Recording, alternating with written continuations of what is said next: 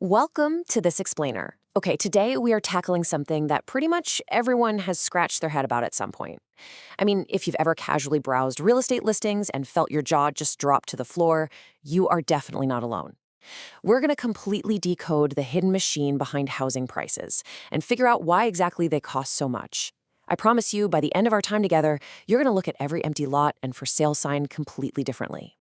So, I want you to picture this scenario. You've finally found it, the absolute dream home. You've been hunting for months. It's got 3 bedrooms, a gorgeous modern kitchen, a perfect little backyard. You are totally sold, ready to make an offer. And then you look at the price tag, $500,000. Boom. You just kind of shake your head, right? You get hit with this massive number and it completely stops you in your tracks. It really begs the question we all naturally ask. How on earth can a pile of bricks, some concrete, and a roof possibly cost $500,000? And look, it's a completely fair assumption. We physically walk through a house, we knock on the walls, and we just assume we're paying for the physical object sitting right in front of us. If construction materials and labor are expensive, well, then the house must be expensive, right? But then you experience this massive cognitive dissonance. You hop in your car, drive maybe 20 minutes outside the city limits, and you find another house. Same size, same layout, same exact construction. The price on this one, $230,000. Less than half the price. Think about that for a second. The physical bricks didn't change. The roof didn't change. So what changed? Well, basically everything.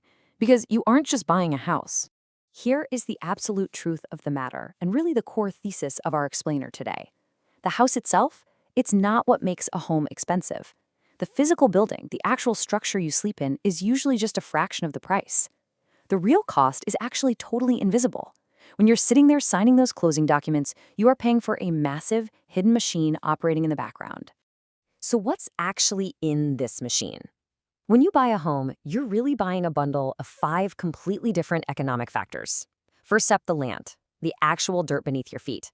Second is the building, which is ironically the only part most people think they're buying. Third is location. We're talking access to jobs, schools, and safety. Fourth is financing, those lovely interest rates and bank fees. And fifth, scarcity. Desirable places have limits, people compete, and prices just shoot up. That is the machine. Let's actually see this machine in action. If you drop a standard house right in the middle of New York, it's probably going to sell for well over $1.2 million. Move that exact same house, paint and all, to a small rural town, it sells for $180,000.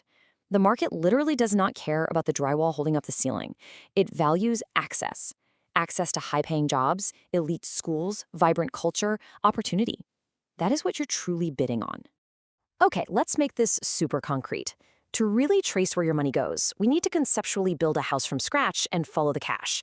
Let's look at what an actual itemized receipt for a new home looks like.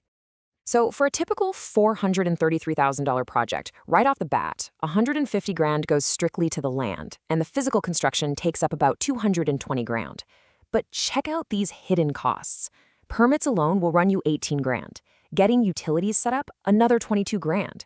Road access is $15,000, plus $8,000 in legal fees. I mean, before you've even thought about picking out a couch, these bureaucratic fees are just piling up right alongside the construction costs. And honestly, that $433,000 total is just the starting line, because we haven't even touched financing yet. By the time you actually pay off a 30-year mortgage with all that interest, you've essentially bought the house twice, once for you and once for the bank. It's wild. First-time buyers constantly budget for the sticker price, but over a decades-long loan, they hand over an absolute fortune to lenders. The physical house hasn't changed one bit, but the financing sure has. You see, you aren't just paying a guy with a hammer here. You are feeding this massive economic web. The seller pays the bank, the government gets its cut in taxes, builders pay suppliers, then those suppliers pay manufacturers who buy raw steel and iron ore. Throw in transport, the electric company, insurance, lawyers, inspectors. Literally dozens of businesses are cashing in on a single home purchase before you even get the keys. The house is really just the final product. Which brings us to a huge paradigm shift. Most of us just assume that builders are automatically getting filthy rich off these expensive houses. And sure, sometimes they do. But in a lot of booming cities, the biggest financial gains do not come from the physical building itself. They come from the land, which just keeps increasing in value over time. And here's exactly why that happens. The physical building is basically fighting a losing battle against time. Buildings wear out, paint fades, pipes burst, roofs cave in. The structure itself slowly loses value. It depreciates, unless you constantly pump money into maintaining it. But the land? Land doesn't wear out. When more and more people want to squeeze into the exact same neighborhood, the value of that specific patch of dirt just skyrockets. Because that building is constantly wearing out, buying the house is definitely not the finish line. It's just the starting gun. You're immediately on the hook for property taxes, insurance, repairs, new roofs, and, that inevitable plumbing disaster that mysteriously only ever happens at 2 a.m. on a Sunday. Owning a home means paying for absolutely everything that keeps it standing. That is the hidden lifetime bill of keeping those bricks intact.